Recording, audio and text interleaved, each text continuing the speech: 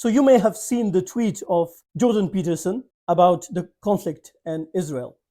This is what he said: "Give him hell, Netanyahu. Enough is enough."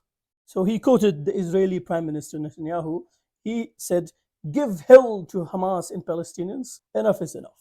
This tweet of his went viral. Like, a lot of people saw it.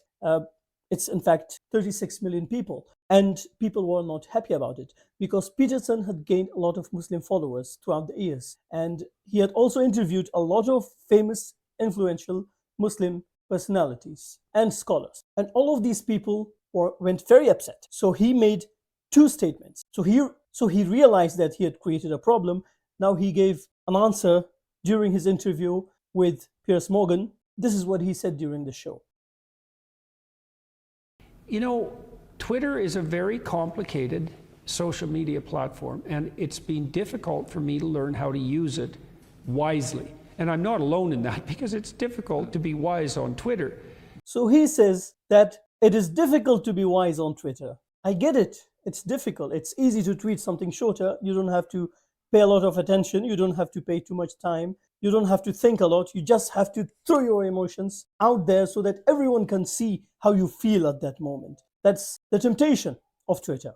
I get it. And then he asks himself a question: that does he regret it? Do I regret it? It would have been better to do the long form, to have done the long form to begin with, you know? And he says, well, it would have been better to use the long form. I mean, at least for the sake of his Muslim fans, he should have said, sorry, I just did not use the correct form. I should have used more sentences to express my feelings. I mean, it is not an excuse if a lay person, a normal person, without a following, without an influence, says something like this. You can just contextualize it and say, okay, a human being made a mistake.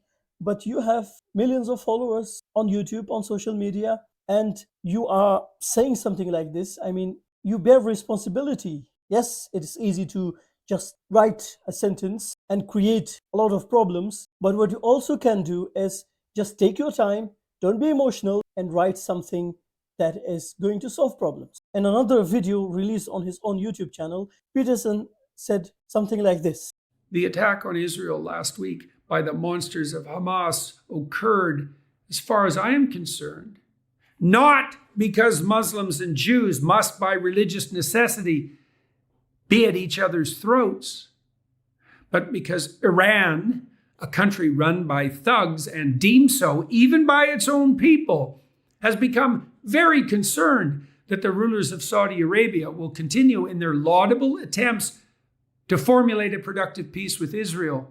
Well, so basically he's saying that the title of his video also says something like, I am pro-Muslim but anti-thug. And he's putting all the blame on Iran and Hamas. I mean, Israel was there as a settler, as a colonial project before Hamas even existed. Even if everyone on earth agrees with you that Hamas is the problem, what gave them the right to take the Palestinian land? What gave them the right to take more land and put settlements in Palestinian ground? What gave them those rights? Like, it's just changing the topic. What was expected from him, from someone like him, is to say that, okay, I'm a human, I made a mistake, and I'm sorry. Is that so difficult to say? It's just beating around the bush. People needed a simple statement from him. I know it's a complicated issue, but instead of taking the blame, putting it on Iran, putting it on Hamas, he said not a single word about the atrocities committed by the state of Israel. He said not a single thing.